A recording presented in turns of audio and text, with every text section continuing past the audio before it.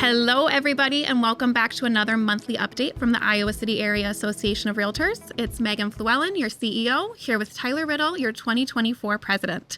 And we are going to get started right away today talking about an important topic for realtors, which is a new law that is coming into effect here in Iowa July 1st. Why don't you talk to us about that, Tyler? Absolutely. Let's jump into it. So as Megan said, July 1st, there's new legislation that takes effect. This is something that the Iowa Association of Realtors and our RPAC had been working on proactively, even ahead of the settlement changes.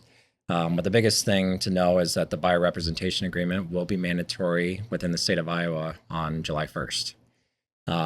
There will still be some new changes that are forthcoming from the state, but this is a document that a lot of people already have in their practice now, and everybody else will be required to make it part of their daily business activities. But the biggest thing is it's a transparency document that outlines the relationship between the buyer's brokerage agent and the buyer and how compensation works in that given transaction.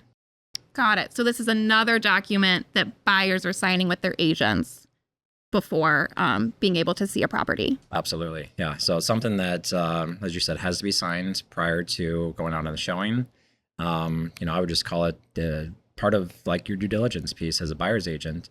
You want to confirm that the buyer's pre-qualified, or at least most people do, because you don't like to waste your time. This just confirms where compensation comes from as a buyer's agent and make sure that, that is outlined and everybody knows how that works. Exactly right. So the hard and fast rules are that it must be signed before you show a client a property. And if you're not doing any showings with the client, you need to have that signed before you're able to submit an offer.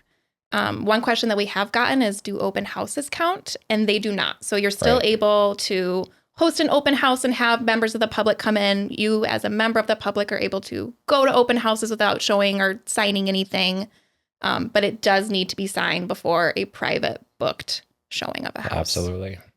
And yeah, we're hoping that this increases transparency, is an easy way for a realtor to kind of walk their client through the services that they're providing as a buyer's agent, how they're getting compensated, what that compensation looks like, all of that important information. Yeah. And I know ICAR has already had a class talking about this.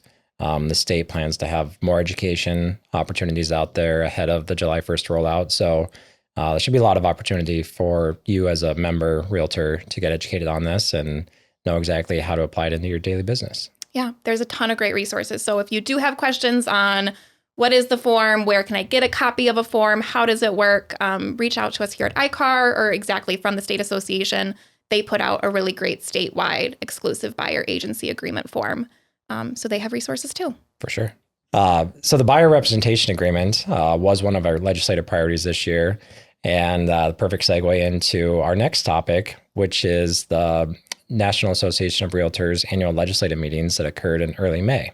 So the ICAR leadership, including yourself, went out to DC to meet with our legislators and push our legislative agenda for this year. And we were able to share some of our priorities. Would you care to touch on some of the priorities that we were advocating for on the Hill? So one of the big topics on the Hill this year was veterans and VA loans. We know that since the NAR settlement news came out earlier this spring, there's been a lot of conversation because there is a rule currently that if you are a VA borrower, you're not able to directly compensate your buyer's agent using that loan. So that's one of the topics that we talked about. And after we got back from DC recently, there was an announcement that the Department of Veteran Affairs is going to temporarily lift and suspend that ban.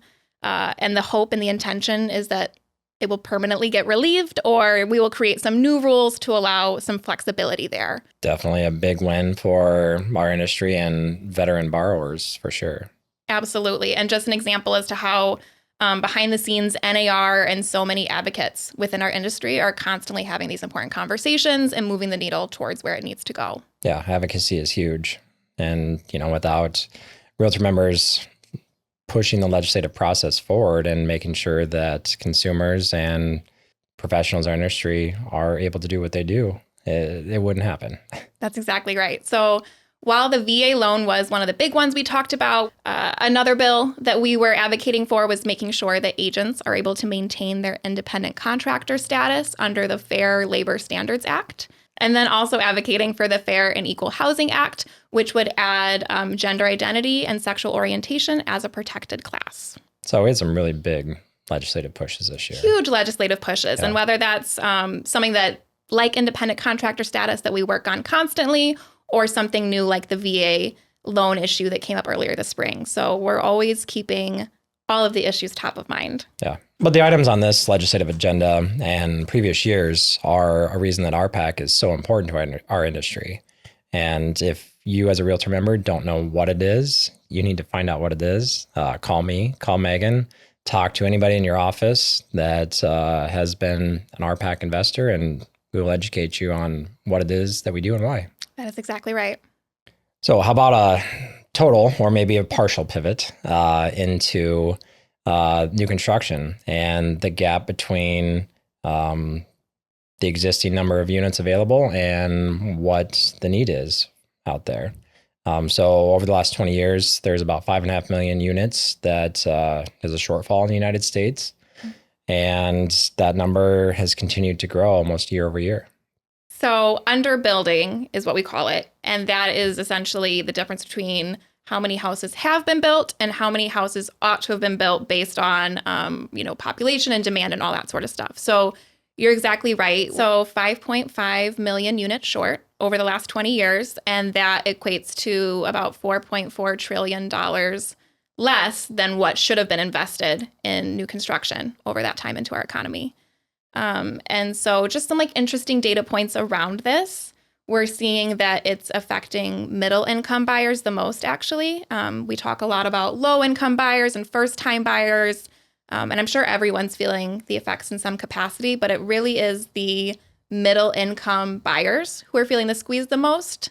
NAR released data that essentially for every one out of every 125 homes that they list is going to be affordable for that median income buyer.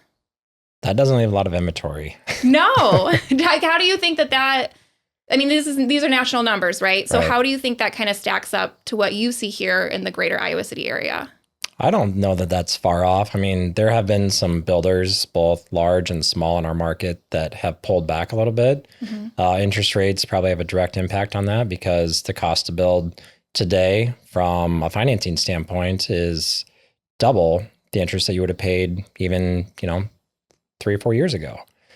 So developers, if you're looking at like a dense project, the carrying cost between digging a hole to completion is significantly up. That has an impact on whether or not they even want to move a project forward. In some situations, they're getting different incentives from the municipality to help projects, but that's not always offsetting the cost.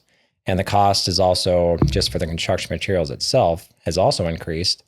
And that plays a factor in it. And then you have labor shortage. So it's just kind of a lot of different variables compounding on each other that I think are going into these stats that we're seeing and creating the shortages that we're unfortunately having to live through. Yeah. And I'm just thinking of the effects of, yes, homeowners, but those who want to be homeowners who can't yet attain that. We know from the same NAR report that people that do own their home tend to have, what's it say here? 20 times the net worth compared to their renter peers who have, similar metrics across the board otherwise. 20 times is huge across a lifetime. Even when you look at the fact, if you just compare owning to renting, from a renter standpoint, you're paying somebody else's mortgage. You're getting nothing back other than a roof over your head. From an owner standpoint, at least you're building equity.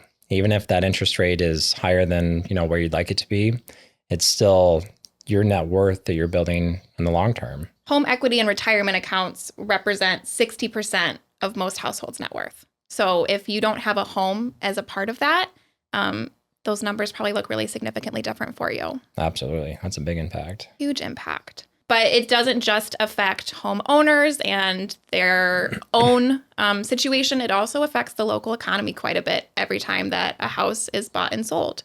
So kind of looking here at economy facts, I want to just kind of get your take on these. So Real estate is 16.3% of the US GDP. Does that seem like a lot?